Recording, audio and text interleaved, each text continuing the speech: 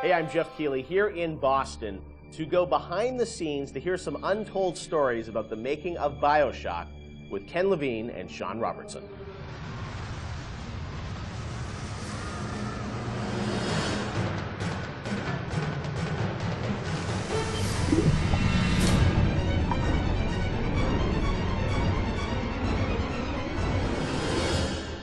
Let's talk a bit about the theme and setting of Bioshock, Rapture.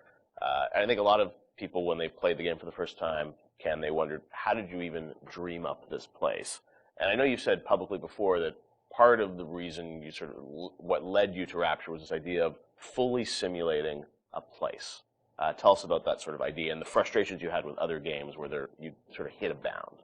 I think our philosophy was always to do what we were doing 100% rather than try to do something bigger and do it 50% or 40%. So one of the ideas of, and this sort of came from System Shock 2 as well, where you focus on an area that you can really bring to life and you kind of eliminate the questions of, well, why can't I go over the bridge to New Jersey? So we were able to really make a place, I think, that felt believable and real, even though in actuality it was really quite limited. But we just sort of dressed it with all these buildings outside that were all, were all basically glorified fakes. We let the story drive what we needed to show rather than some kind of like predetermined map which we set down, which is a little different than like System Shock 2, where we actually mapped a spaceship out deck by deck. Yeah. Because I don't know what the philosophy felt a little different there, because you want to feel like a real spaceship that was sort of stacked on top of each other. Rapture was free to sprawl across the ocean floor. Although you guys originally, Sean, were talking about doing this game on a sort of spaceship again, right? Yeah, when we first started talking about what the spiritual successor to System Shock 2 was going to be, Spaceship came up, but again, we wanted a limited environment, and we didn't necessarily want to do Spaceship again. And our first actual exploration of this space was underwater, but ultimately ended up looking like a spaceship. It just happened to have a couple of seaweed fronds outside. And that started to push us towards what artistic statement that we wanted to make this look different, and what rules we were going to set for the world. How at every turn we were going to try to remind the player that they were in fact underwater and that this wasn't a spaceship. And how, like, underwater, we obviously know you did underwater, then sitting in the sky, like where did you come with the idea of like doing this underwater? I think there was probably a conversation. It's like, well, what kind of places could be cut off from other places? Yeah. Like, well, spaceship, summer camp, any island notion, right? Something that's cut off from the rest of the world. Yeah. So you never felt like you should be able to go over that bridge to New Jersey. I don't want to apply some deep and meaningful conversation. I think it was one of those ideas that you just kind of say, and then everybody's, that sounds cool. Let's try that. Let's go for it. And I think it lended itself to having very nice views out the window without having to build an insane amount of unique assets. Right. By today's standards, we still were a small team back then. And there's an expectation that because you're underwater, the view distances are going to be short, so you can really kind of fade out into the fog at a short distance and not have the expectation that, why can't I see forever? So there's a lot of limitations in a good way that we put on ourselves by being underwater, as opposed to, like, if you're on a cruise ship, then you'd expect to see across the water, and we'd have to deal with that. Same thing with an island. Or a city in the sky. Exactly. Which was a lot more complicated, yeah. So you came up with the idea of, let's do this underwater, let's do this sort of isolated place.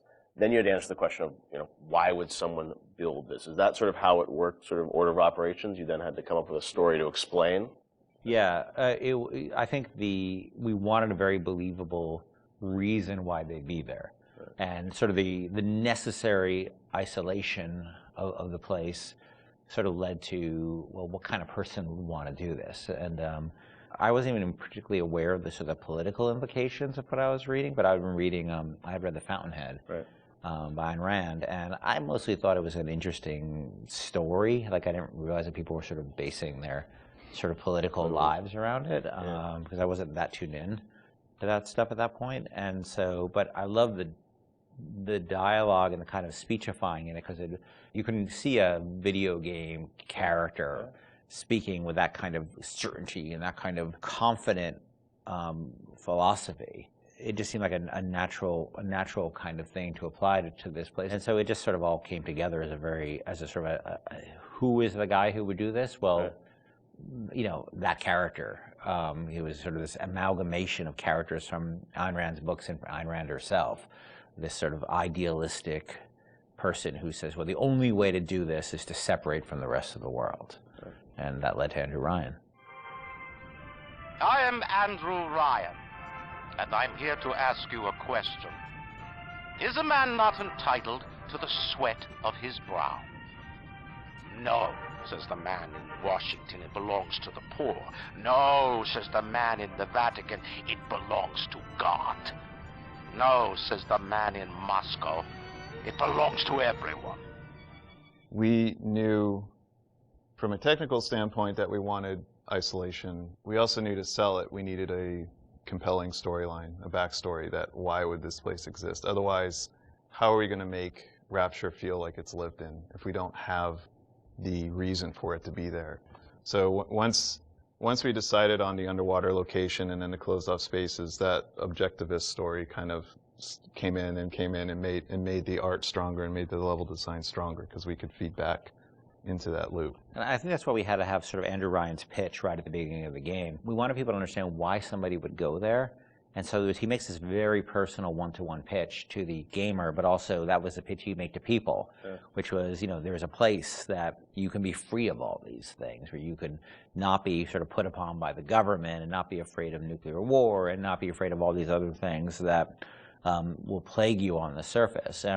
We wanted that pitch to sort of resonate and make sense, because that's otherwise by the time you got there you'd be like, well, this place is just fantasy, nobody would ever come here. And that the beauty of the place also was also tied into that. It had to be a very attractive proposition, or people who would believe that people would go leave their lives and go to the bottom of the ocean. I'm sure in some ways you had to convince the team and enroll them in your sort of vision of who this character was going to be and what the setting was going to be. How did that work, Sean? I mean, did Ken come in and say, hey, I've been reading these books, and I think we could sort of... I believe he just came in one day on a horse and said, Ayn Rand, everybody read The Fountainhead. Exactly. I bought 30 copies of The Fountainhead. I think, here's a 2,000-page book or something. Yeah. Go read it. And it really is more organic. Like I said, we knew that we had this location, and you struggle to fill it with stories, and you struggle to find meaning of why does this place exist? What's my motivation? And as Ken started to explore Ayn Rand a little more and started talking to us about it, and we were having that conversation, and it's like, oh, this could totally work. Like, this is exciting. Like, this is something that really hasn't been done in a video game before. And if we had flipped it and come up with the idea first before the location, I don't think we would have really been that excited about it. But we had a location, and now we're trying to fill it with that story, and because of the order of operation there, you start to get excited, like, oh, I could totally make this work. This is going to really make it feel like a lived-in space. As you think of sort of the the setting, and you think of maybe a character or something, was there a moment that you think back as like, oh, like right then and there, like I got excited when you attached the Ayn Rand for me, stuff it was to it? It was going to Rockefeller Center and seeing the visual. Uh-huh. So I told this story before, but my wife and I were in New York, and we went to Rockefeller Center, which was, if you go to Rockefeller Center, it basically looks exactly like Rapture. It's because every building, you're sort of encircled. It's this block in New York, or a couple of blocks in New York, where Radio City Music Hall is, and where 30 Rockefeller Plazas, where you see that show 30 Rock, and the ice skating rink, and where they put the Christmas tree. And it's this very iconic location, but what's cool about it, it's all one, unlike the rest of the city. Everywhere you look, it's one architectural style. It's Art Deco. And it's very iconic Art Deco. And my wife and I were there, and we were sort of working on the game, and we didn't have a visual style. And all of a sudden, I started looking around, and I said, oh, this could be a visual for the game. Also, the geometry of it was actually quite conducive to making a video game, because it wasn't overly complicated geometry. Art Deco is quite bold and simple. Bold and geometric, and simple. And so my wife and I bought a couple of tourist cameras this was before iPhone cameras, exactly. Throwaway cameras, yeah, throwaway cameras, those little Kodak things, and we just started photographing doorknobs and light fixtures, and just sort of developed the photos. Remember that? Brought them in and said, come to the office. Here's a stack of stuff. Here's a stack of photos. Take a look. I'll see you guys in a couple of years. Go make this. City where the artist would not fear the censor, where the scientist would not be bound by petty morality, where the great would not be constrained by the small, and where With the sweat of your brow, Rapture can become your city as well. So you had kind of a theme, you came up with an art style, some of the iconic characters, and then, you really had to build the narrative around it. And you've talked about, a lot of the themes in the game and, greed, jealousy, sex, violence, all the things that sort of, drive us or what destroy us. And that was something I think that, as you thought about the story of the game, you wanted to, I'm sure, reflect some of those, right? Because I think people love the characters. It's sort of flawed in a way, and this is a world which is its own little microcosm, but had a lot of tension inside of it. Yeah, I mean, the character of Ryan was sort of, he's basically invisible through most of the game, right? Except for a very small portion. But he's very present because he exists, the city is him, right? It's such a representation of him. We never want to cut away to a cutscene where you saw Andrew Ryan, planning and scheming. We wanted him to be very present without actually being present. But once you had Ryan, once you had his desire to protect this vision of his, you just had to then come up with the characters who'd be arrayed in opposition to him. So we had this character, the Big Daddy, and then eventually the character of the Little Sister. And so characters like Tenenbaum came along, like, here's a person who's in opposition to him for this reason. And then you have, for more noble reasons. And then you have a character like Atlas, who's much more cynical opposition. Once we had all those characters arrayed, we're like, well, who are you?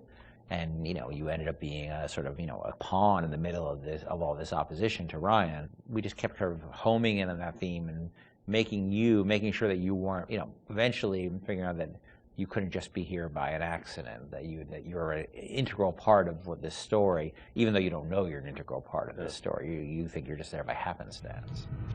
Look, Mr. Bubbles, it's an angel. I can see light coming from his belly. Wait a minute, he's still breathing. It's all right. I know he'll be an angel soon.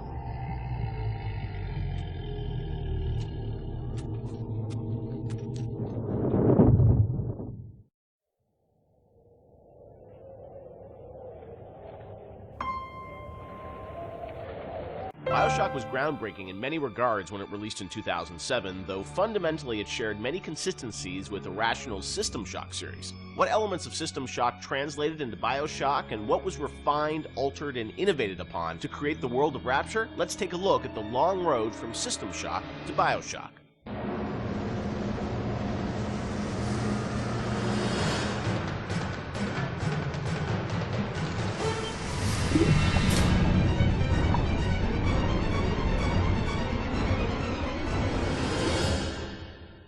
Everyone knows where the game ended up, but I think fans would be interested to learn where this game or the idea of doing this game started. And I think, folks know System Shock and the legacy of that game, huge fan base. Did it start as a System Shock game initially?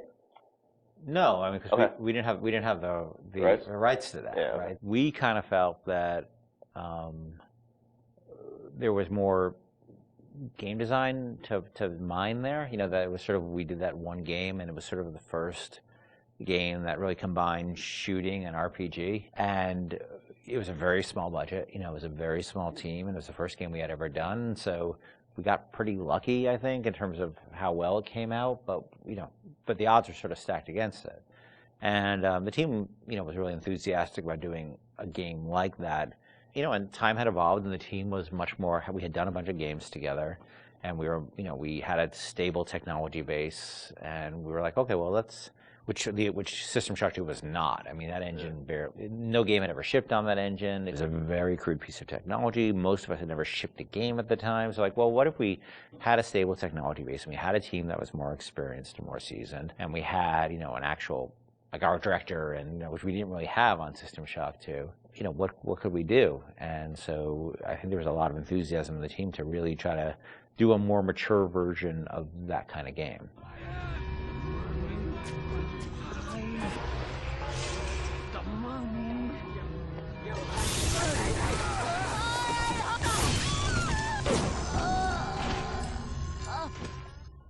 This is before we had sold the company to Take-Two, and we were an independent developer, right? We were sitting there, we were using the money we made from other development deals we had, and we would try to scrape together whatever time and money we had to work on this thing. And it was not actually something I was particularly keen on doing. The team was much more keen on doing a sort of a System Shock-ish game than I was, because That's what you're pitching, right? Like System Shock 3 at one point, right? well, I mean, there was an actual System Shock Right. 3 that we were pitching Okay. back in the day when we were right after System Shock 2, but that never happened. Right. Yeah. We couldn't get anybody interested because System Shock 2 sold like 5 copies, right? And so as the business guy, the guy who had to not only just sort of write the content, but the guy who had to go out and get the deals and pay everybody, I wasn't particularly excited about doing this because it was very disappointing when we did System Shock 2 and nobody bought it. You know, it got great reviews. It got these insane reviews, but it left us in a place where it didn't really move the needle for us in terms of making payroll. So I wasn't super excited about it because I didn't see a publisher be interested in it, and I didn't see the audience actually be particularly interested in this kind of game. And it was really the team who convinced me to invest in this because their enthusiasm. I think a lot of them came to the studio because of System Shock 2. And so finally they sort of battered me down. And it's good they did, because I was not the first fan of doing this. And I know initially there was something called the Serene Dawn. That was a spaceship? The name Or what of was that? No, that was the name of a cult, right? Cult. Yeah. Oh, yeah. Sorry. Okay.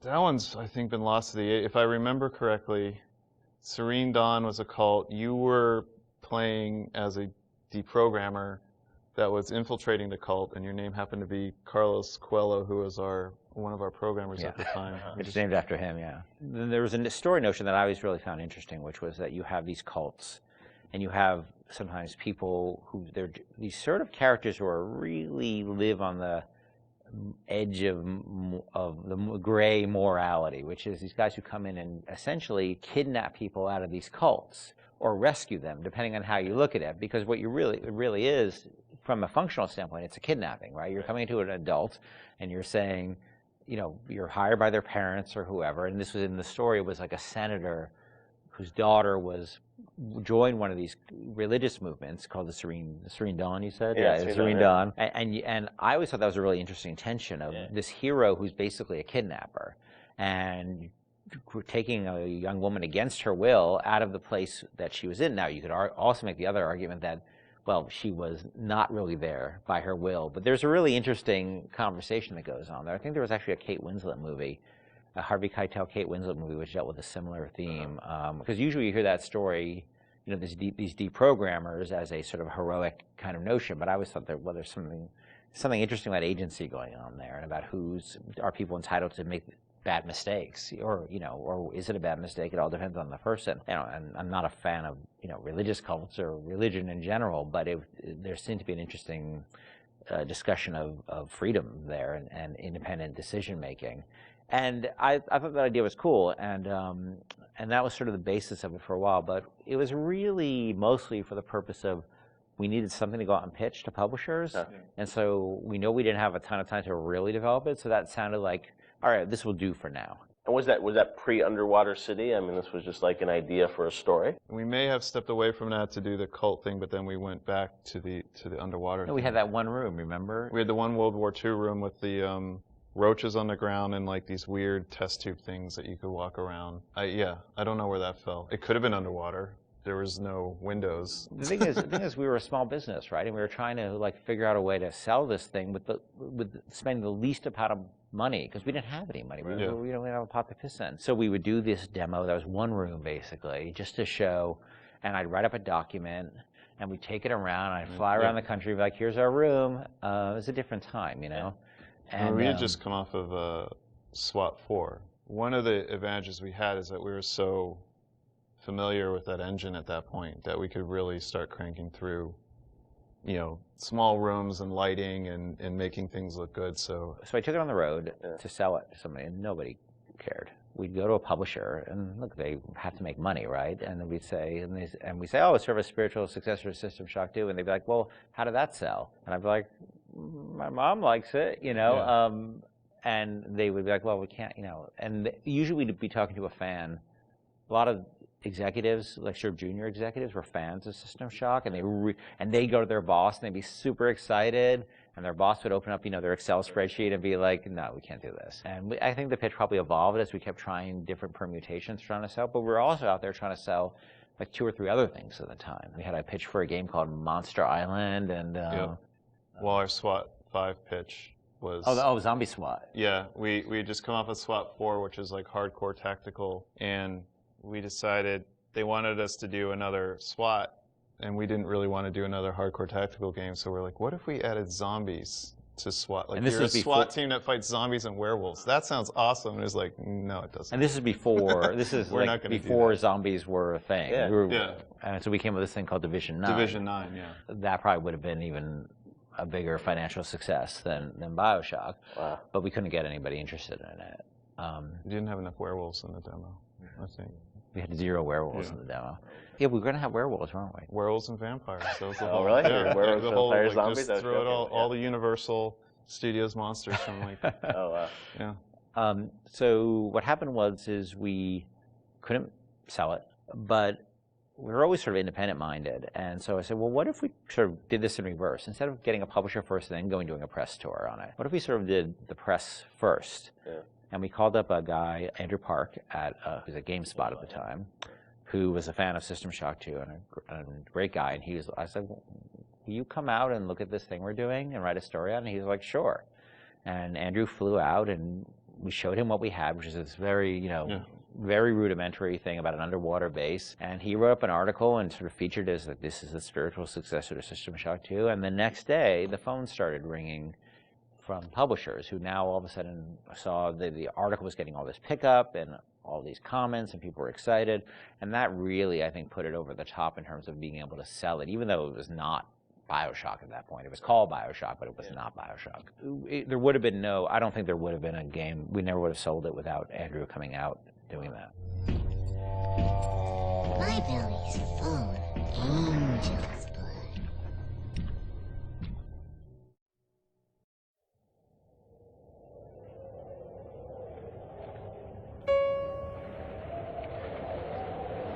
One of the biggest challenges Irrational faced when developing Bioshock was figuring out a way to retain the feeling of a deep RPG while making the game accessible to a broader console audience.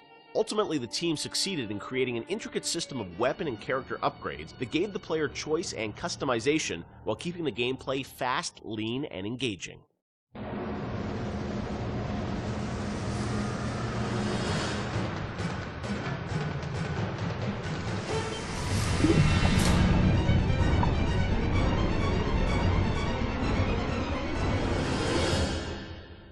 One of the hallmarks of Bioshock, to me at least, was that it really blended RPG and sort of first-person action game together in a way that, is sort of standard today, but a decade ago was really pretty revolutionary. And I know for the team, I think at some point it became clear that you wanted this to work on consoles, not on PC, right? Well, both, yeah. Yeah.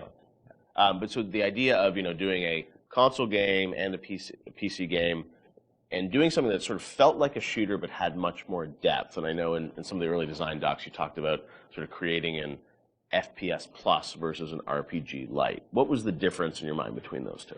I think for us, the big difference between System Shock and Bioshock ended up being that System Shock was more about your character growth and Bioshock was more about the environment. Because with System Shock, we really didn't have System Shock 2. We didn't really have either our team to make enough assets or the visual power to sort of make a really convincing environment. But as we started working on Bioshock, the art team was so strong that the ability to tell a story within the environment became the most important thing about the game. And that was sort of not something we thought right at the beginning. That was not really a concept we had. But as we started building things, we could realize that the visual world was the star of this thing. The Rapture was really the star of this thing. And telling the story outside of cutscenes, telling it in the world, so the gamer could discover the story rather than us telling him the story, telling him or her the story. And it was still very much, for the time, I think for the time, quite different than what you had seen in terms of there wasn't a lot of growth in shooters. So It was still, I think, for the time, very, very revolutionary. But I think System Shock 2 was even more ahead of its time in terms of that growth thing, because we defocused a little bit. Primarily, part of it was just figuring out how to do that all on a console controller was very tricky.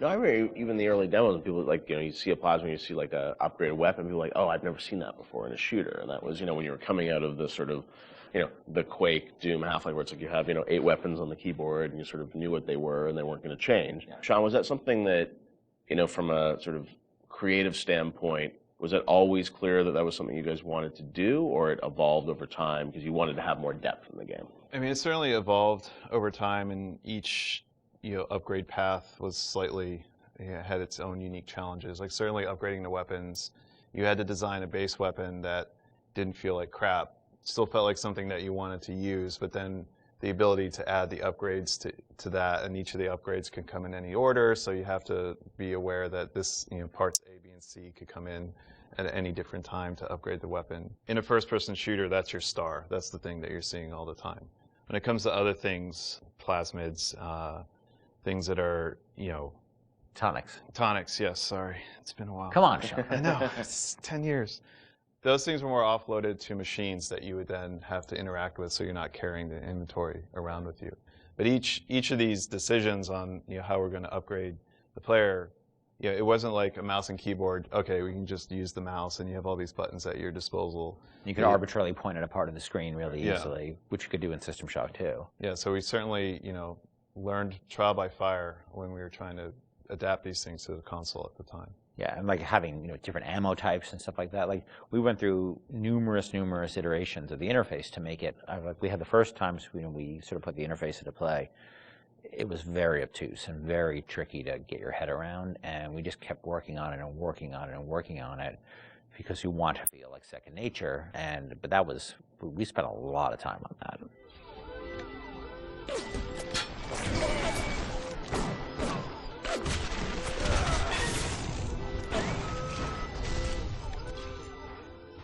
What motivated the idea of having so much choice in the way you could sort of play through this game? What was it to give the player a better sense of authorship over the experience, or what was driving that?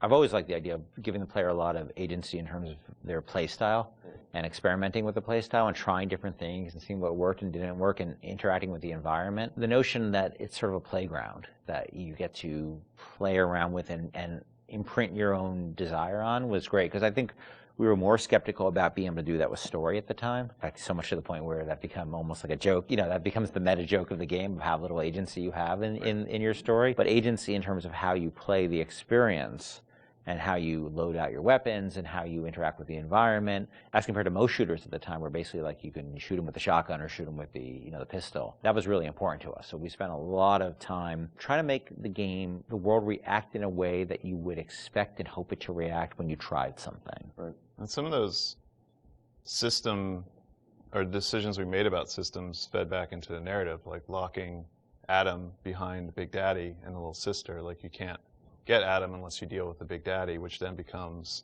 a roving boss fight, which then becomes another system that I don't know if we planned that from the start or was one of those happy, serendipity, like, oh, this decision that we made about putting Adam behind the Big Daddy totally works because now we have a different type of boss fight that you hadn't really seen in other games. Actually, it was bad. It was the other way, because what happened was originally there was no concept of Adam, and Big Daddy just had money and other treasure on them, like every other splicer. Yeah. And they were so tough, nobody would ever fight them, because why on earth would you go after that guy? Right, go off a bunch of small splicers and get the same amount, yeah. So we had to come up with a currency that was exclusive to them, because we knew that was where the fun was, right? But we also knew people were terrified of them, and we didn't want to fight them. Yeah. So video game development and system development is a lot like economics, right? In economics, you try to encourage certain behaviors through tax, usually through tax policy.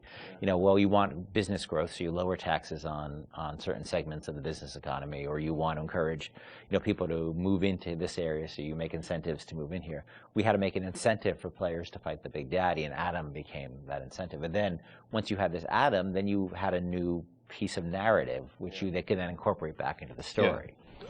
I don't want to taste the Adam fucking drink. No! Stay away from her, or it is you who will be shot next. Easy now, Doctor. He's just looking for a wee bit of Adam. Just enough to get by. I'll not have him hurt my little ones. Talk a bit about the plasmids and the vending machines and that sort of whole approach to, I guess, what is kind of a tech tree, but, and coming from PC games, used to strategy games and whatnot with very complicated ways of how you would upgrade things. I thought you guys did you had a really interesting approach to how you made it very accessible to a console audience. How did that evolve? Did you know the vending machines were going to be there from the get-go? Well, we had vending machines in System Shock 2, so we were sort of lifting that, and I always thought that was a fun notion because it's a affordance that people already understand. They see a vending machine, they know immediately, oh, that's where I buy stuff, right? Yeah. And you also then have to have a shopkeep. When we talked about wanting to make things, put limitations on ourselves so things felt fully believable. Yeah. If we had a shopkeeper sitting there, you can't shoot him. He sits there, he doesn't say anything. Right. And all of a sudden he feels fake. Where a vending machine, the Circus of Values machine, can feel 100% authentic.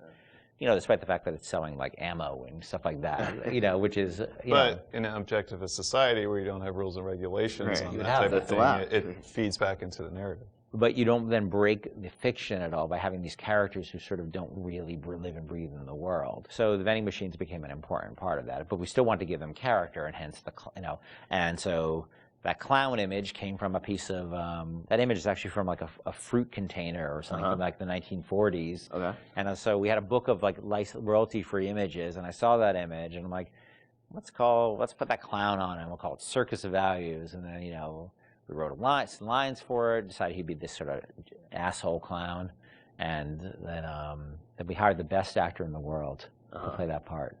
That was me. My biggest Avengers, I didn't cost anything. I didn't know you were really. I was a clown. Yeah. I was a clown. I hear it in my head every day.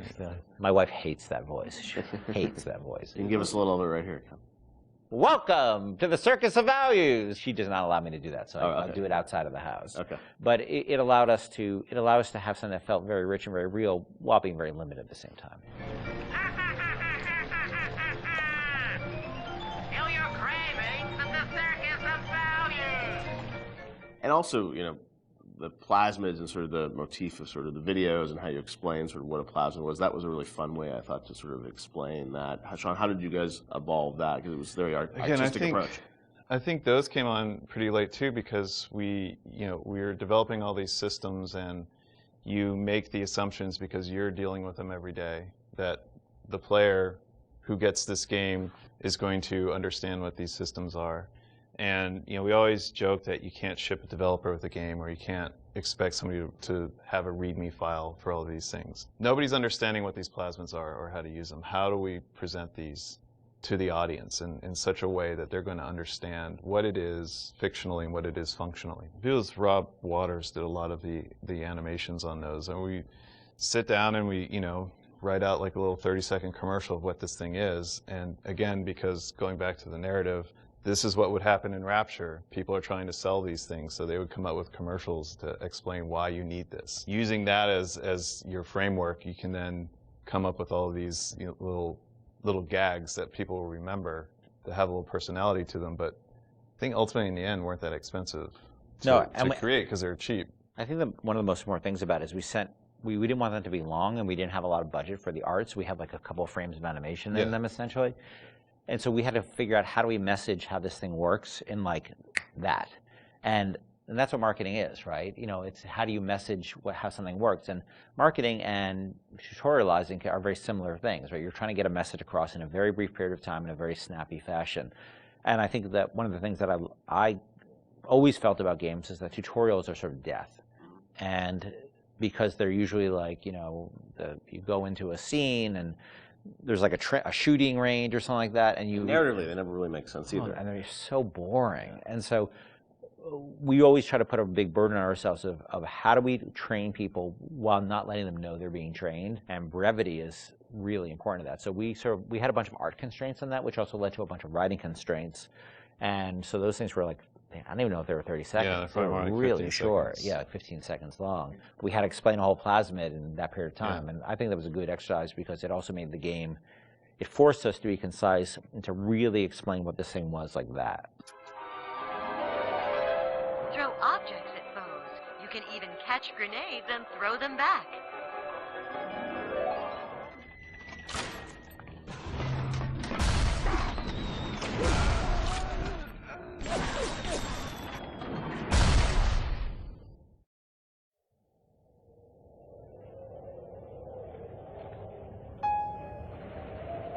Nailing the perfect marriage of story to gameplay is a science that many developers still struggle with today. Bioshock has left an indelible mark on gaming narrative that can be seen and felt in many modern releases, but Irrational's motto remained from the beginning, don't start with the story, start with the gameplay.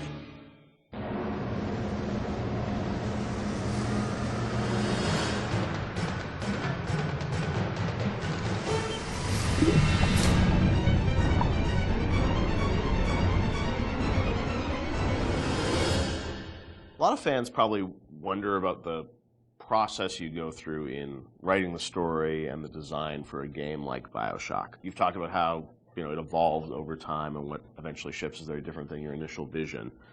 Do you guys write like a script or a design document for the game and that becomes sort of the Bible that everyone drives towards, or do you iterate much more? It's different for every game. Like System Shock 2, I went back to it recently. I wrote a design document, and we started that project in September, and the design document I saw was dated like October or something. So in a month, I wrote the design document, and it didn't change. A lot of it, got expanded upon, but the basic design really didn't change on that. Where on Bioshock, I think it evolved in real time much more. We had a pretty substantial design shift, like a year before the ship date. For Bioshock? Bioshock, yeah. It got to be much more about the experience of being in Rapture than about being in your character sheet. And so the game evolved more towards that experiential kind of thing and making sure every idea was expressed in the world as well as just on your character sheet. So before you'd have a lot of things like, oh, I'm doing fire damage or electrical damage, but that was sort of a number flying off ahead versus, the whole notion of there's barrels and you light them on fire and then you can pick them up and throw them. But you'd have stats coming off characters and all that stuff? Much more so. Oh, really? And that evolved, we did a design shift, but I don't know how well that got documented. I think we were moving so fast that we were just sort of changing things, laying down the tracks as we went right ahead of us. And the same with the screenplay, the screenplay there is no screenplay. It's a bunch of probably Excel files and fragments of Word documents that I'd write it. I'd go to recording sessions and I'd rewrite on the fly once I hear the actor perform. Because once the actor takes on it, you listen to their voice and you say, what you wrote doesn't really matter. What is the right thing for this actor playing this role to be saying? So I tend to do a lot of rewriting in the session. And then you have a bug late at night where somebody says, oh, this doesn't make any sense. And you're like, oh God, and you have to write a new audio log and try to get the actor back in. Or you figure out, what's the best way to get this idea across? Yeah. And is it an audio log? Is it a poster on the wall? Is it a piece of text that pops up on the screen? That's always dependent on how much time you have and what actor availability is. So, the plans sort of fall apart. I think we've worked on that a bunch since on the new project we're working on, where we are trying to document things a lot better and keep things a lot more logical, but the train was running so fast on Bioshock that we just sort of... early on, we got the Andrew Ryan scene in, like we'd said before, and that was kind of like the keystone. We're going to put a lot of work into this, so this can't change. Everything that happens before or after that don't really involve a lot of departments working together to make a scene, those things are very malleable, and if you need to change audio logs to represent a story, if you need to add lines or take away lines, that's very doable. And I think for a while we even had text-to-speech. We even did that, I remember for Infinite with Booker and Elizabeth and all their dialogue, and that really didn't work very well, because you'd have these dramatic scenes, and it'd be like, Elizabeth, we need to go to Comstock, and it just... Yeah. At some point it almost had no value as far as I was concerned.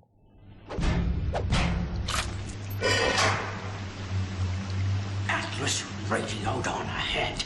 Says you're looking for an invite to the fisheries. Nuts, I say. But if you heads up to the Wharf Master's office and find old Peach on research camera, maybe I could manage an invite. Ken has so much of, these games in his head, and you're sort of, you can keep it all straight, or try to, with all the different things and changes. But from the team perspective, Sean, because this is evolving and Ken's thinking in his head about how this all ties together, how does the team sort of keep up with, what the whole game is going to look like? There's a lot of specifics that can change. For instance, Atlas used to have a Southern drawl. Right. And then, we recast to the Irish. And we actually cast an actor, wrote the lines, did the whole thing, and realized that people hated that character and distrusted him from the first start. So we had to rewrite him, recast him, redo everything. Yeah. From a team perspective, you kind of get a sense on which things are going to be really volatile and that you probably want to push off till later, because if you work on it now, it might change. Larger themes don't tend to change too much, meaning we knew we were in Rapture, we knew we had Big Daddies, we knew we had Little Sisters, we knew we had Splicers, we knew what the arc of the story was about Jack coming into Rapture, and the specifics of this radiolog versus that radiolog didn't really affect anyone outside the audio team at that time, because we could still build the environment. We still knew what the environment was. We still knew what the animations were. There are areas you learn just by working in the same space for a while that this scene, I'm not touching this yet because I know that it's going to get changed a lot. I think these themes are pretty nailed down, so I'm going to focus the team on getting these things done. I won't leave you twisting in the wind. We're going to need to draw her out of hiding, but you're going to have to trust me. The audio logs were, a great part of the game, and something that if you're a true fan, I mean, people really go in and listen to those and piece that all together. But I imagine there's a lot of work that goes into deciding, well, this is better for an audio log versus game dialogue, and there's the act of sort of cutting back and sort of saying, we need to be clear about what the narrative is for the game. What was that process like? I mean, the audio logs, were there things you added at the end, or were those, ideas that you had for the game, but then said, hey, maybe we'd demote these a little bit and make them audio logs? As Sean was saying, there's sort of a hierarchy of expense that you have to face, and so any ideas you have to get across, especially as you start playing the game, you realize, well, this doesn't make sense, that doesn't make sense. You have to figure out how you can introduce that idea. And generally, as the train is moving, you try to think of cheaper and cheaper ways to get those ideas across. If it's less important, it goes to an audio log. If it's less important, it goes to a poster on the wall. Well, there's also characters that you can bring in that have audio logs that aren't. Atlas, Tenenbaum, those are your big ones. You can bring in somebody to do a short, a few different audio logs. It's a character that some players may not even find, but it adds a little bit of depth to Rapture.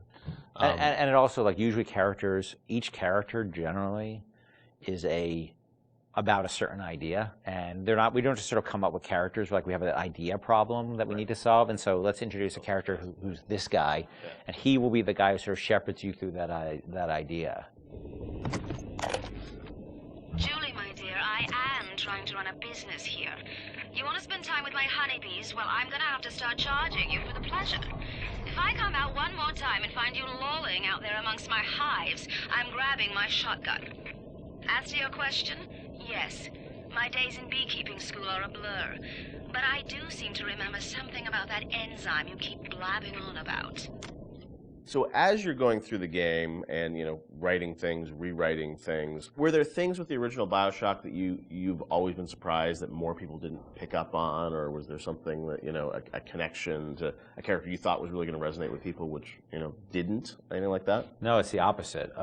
I was amazed, I don't know how you felt, but I was amazed how many people connected to the Would You Kindly stuff. Because I think it was when I wrote that speech, I don't think anybody on the team was like, oh my God, this is really this or that. And I don't think I really had any sense that people were going to connect to it. I think we ended up sort of over time finding more ways to support the notion throughout the game. Yep. And I don't think I really, until I heard Pat put together the revelation moment, whereas where you had all the bits that Atlas had said to you in the past building up, and then there was a visual that went along with that. That's when I realized it was going to be a really powerful moment. But even so, I still did I think people were really going to connect to it or really even understand it? Because it's pretty out there. And that it was meta commentary, too. I think that completely, I thought oh, it's kind of meta, cool.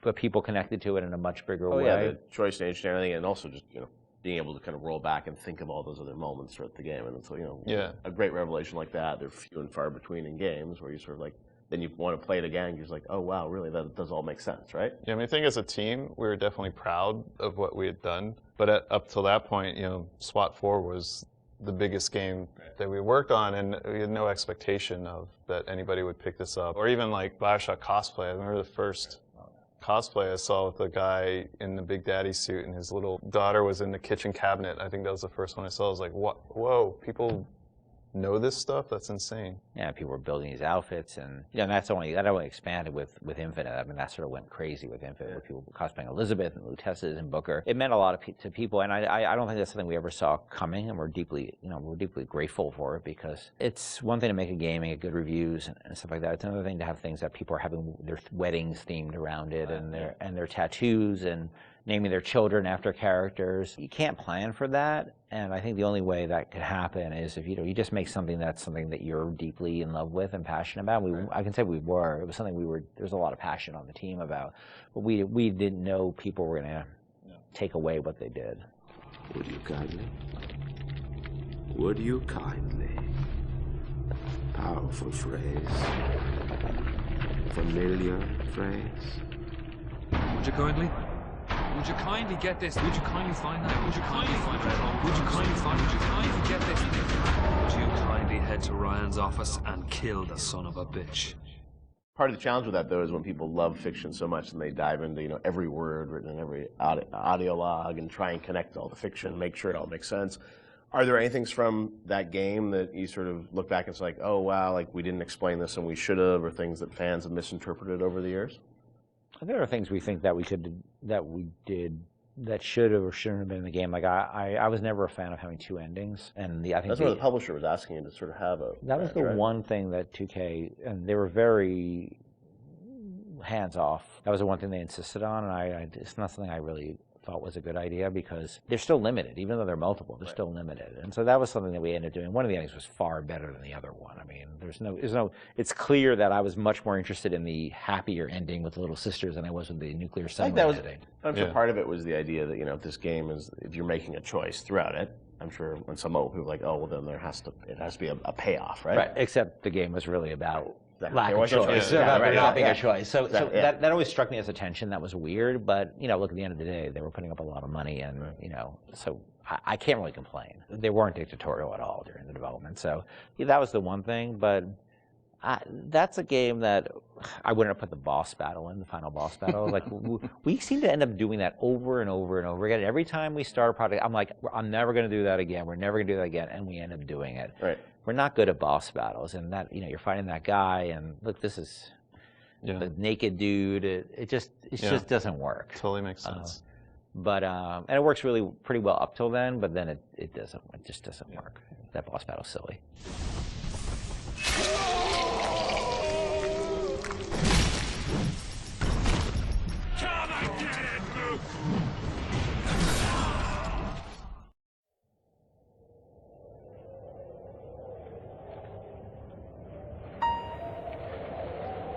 Rapture is filled corner to corner with detail and history, and the cast of characters that occupy this world are no less dynamic. Every splicer, every level boss has a story. In many ways, these characters are a reflection of their environment, and their environment a reflection of their character.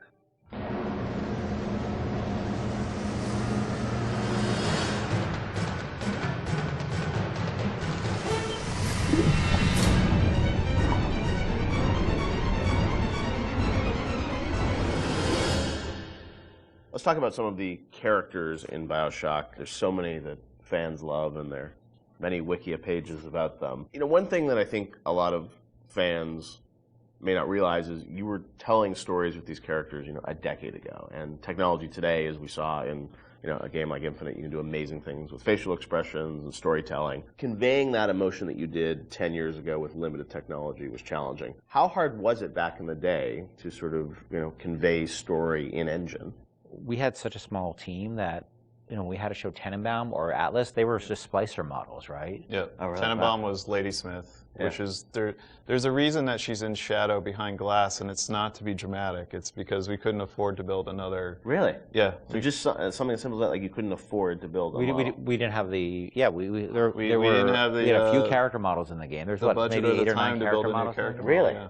Wow. So we're like, oh, we'll put her in silhouette behind a light, and people think it's noir. And so much of it was driven by the voice performance, I feel like, too, because it was like a radio play in many ways still. Yeah, we had some really good actors, and I was able to spend a lot of time with them, and the fact that I could write the stuff, direct it, and then rewrite in the room, and the fact that we had actors who were for whatever reason, you know, I wasn't even in the same room as them. I was on a speakerphone. Right. They were in a studio in New York or LA or something. I don't think I met any of them. Really? None of the actors in Bioshock you ever met in person when you were making the game? Maybe since, but at the time I hadn't met a single one of them. Except maybe a couple people, like, you know, I played the Circus of Hours thing. Nate Wells played the Jack on the plane. You know, a couple of people in the studio. It was community theater, you know, in terms of the tech and the sort of time we had for it. But the actors were, you know, we had some exceptional actors. I will say, as you know, doing animation on that game, that you can hide bad animation behind really good audio, and it makes the animation look better. We didn't have a tech animator. It was me. I'd never rigged characters before, and now I'm rigging characters, trying to figure out how, you know, to get all of these characters out to the animation team. So we're very limited when it came to animation tools. Yeah, Since apologize to my animators. No, but you did the big. I mean, for your first game that you rigged the Big Daddy, which is you know, it's not an easy character to rig. It was, you know, we figured it out, but the tools that we had on Infinite were not the tools that we had on Bioshock. So we figured out what we could do and what we could do well, and tried to hide, kind of, you know, put into the darkness the things that we knew we couldn't do very well. And having voice actors of that caliber that can bring those characters to life, you tend to fill in the blanks. So tell me, friend, which one of the bitches sent you? The KGB wolf or the CIA jackal? Here's the news. Rapture isn't some sunken ship for you to plunder. And Andrew Ryan isn't a giddy socialite who can be slapped around by government muscle. And you did get to revisit Rapture in the DLC for Infinite, and, you know, with today's technology or technology from a few years ago, I'm sure it was liberating for you guys in some ways to be able to use that tech to bring the environment and also characters to life. What was that experience like for you guys to go back and sort of revisit Rapture? It was liberating because we got to revisit it, but we also, I think when we started, thought we'd be able to go reuse some of the old assets, and they just didn't hold up anymore compared to the Infinite assets. So we basically had to rebuild, not just rebuild everything from scratch, we had to reimagine it from scratch because, you know, we had the ability to make it look grander and bigger, but still feel like exactly like Rapture. It is a different kind of, we're making a different kind of experience than Bioshock 1, so it was tricky to make it feel like it was the same kind of game. Because it wasn't, you know, the first one was sort of an action game, the second one was really a stealth game. You know, the Barrel at Sea Part 2 was really a stealth game, and you're really telling the story of Elizabeth throughout those things. Yeah. So it was a different lens, but it was also cool because it allowed me to make the whole story about Elizabeth. You know, to have her be central to the franchise from the very beginning, and she was always, you know, she became the heart of it to me, and to have her, it was really exciting for me to make her, you know, her heroism be something that set the events of Bioshock into motion, which eventually, you know, saves all of the little sisters. That was really gratifying, a nice way to tie the whole thing up for me. And you probably didn't have that idea 10 years ago, right? You had to retrofit it all? I had no idea. He has a letter that he's addressed to himself that's 10 years old. But, yeah. I don't know. I mean, for me, it was a nice way for me to say goodbye to Bioshock and Bioshock Infinite, because, you know, those two worlds together, you know, you don't realize, or I don't think the audience realizes how much time you spend with these characters trying to get them out and polished and into the world. And it was a good opportunity, I think, as a game developer to kind of have that little coda at the end where you're like, okay, I get to, now I'm ready to move on to the next thing. I've had a nice, you know, break, like let's seal this off, and now I'm on to the next thing. And it was like 12 years of our lives, too. Between the very beginning of it, and it was a long time. Well, I mean, so my daughter, who is 16 now, I did a lot of filming of her when she was 6 as a little sister. Oh, wow. And this was not mocap, it was just running around the office. And I'm like trying to be like, now trip over the thing and pretend you die. Or like, you know, like trying to like not like traumatize a 6-year-old. Yeah, pretend you're drinking something, and, you know, and I never showed her the actual game until much later. But she, on BSI, I put her in a mocap suit and actually used her for the little sister in Paris that's running after the balloon. So that was kind of, for me, like a nice way to connect it all together. Were there any characters on the original game that you found hardest to write? I mean, you mentioned, like, you know, recasting Atlas, things like that, but was there a character that was the most challenging for you, Ken? Well, Atlas, because, you know, he was basically written completely twice. That was very, very tough. And I was very happy about the original character, and I thought I'd really done something great. And then you showed it to people, and they just hated it, and they didn't trust him. And if they didn't trust him, we were screwed. All falls apart, yeah. And so it was tough, because we, after having gone through all the recordings, actually, I had to let the actor go. It's no fault of his own, right? It was on us. He had invested in it, tell him that it wasn't going to happen, and rewrite it from scratch. That was hard, and that was tough. And then after I finished it, I had a debate with somebody on the team who felt the accent was really, really phony. And we had an English person on the team, and he felt the accent was really phony. So at the last minute, we basically ended up doing a focus test in Ireland. Right. Wow. To see if people bought the accent, because the actor playing Atlas was Irish, but he was from a different part of Ireland, so he was playing a different kind of Irish accent. Right. I don't think he was from Dublin, and Atlas sort of had a Dublin accent. And so at the last minute, I thought I was going to have to do it again. Oh, wow. And fortunately, the focus test came back, and people loved it. I don't know how you survived that plane crash, but I've never been one to question Providence. I'm Atlas, and I aim to keep you alive. And a lot of the villains in the game felt like they were, you know, very much tied to certain levels, and this was, you know, you were still in an environment of levels with Bioshock, right? It wasn't just a big open world. Did that all sort of get designed together? It's like, here's the best villain that's going to fit to this environment and this theme of, you know, this area? Some of them work better than others. I mean, I think obviously Steinman and especially Sandra Cohen really, I think, dominate in terms of the level boss. They are their levels. They are the levels, and some of the characters didn't hold up as well, I don't think, on the writing side. The fun thing about the characters at work, like Simon, where he had all those little displays with the scissors and the tech, you know, that was stuff the art team came up with to support that character. And obviously Sandra Cohen, in that level, you know, I had this idea for this character, and, you know, as this artist, and taking Andrew Ryan's thinking to the extreme, you know, through a lens of art, was really fun. They were really, I mean, in a lot of ways, they're sort of like more like Batman villains than they are like actual, you know, real world villains. That they all have a, you know, the Joker cares far more about the humor and the dark humor that he has, and the Riddler cares more about the riddles than he actually does about money. You know, right. The money, the crime is just afterthought. Right. It's the philosophy. And so these characters have a lot in common with, and there's probably a lot of inspiration taken from sort of characters like the Joker in terms of a guy like any of the characters in Bioshock, because they were really driven by their ideology, but their ideology is a mask for their sense of selves, right? You know, this stuff is really, Cohen knows he's a hack, and he doesn't want to, you know, he can't admit that to himself, so he has to wrap himself in all this nonsense, because the last thing he could ever do is look in the mirror and say, I'm not much of an artist. No need to thank me for jamming the transmissions of those boors, Atlas and Ryan. Let them have their squabble.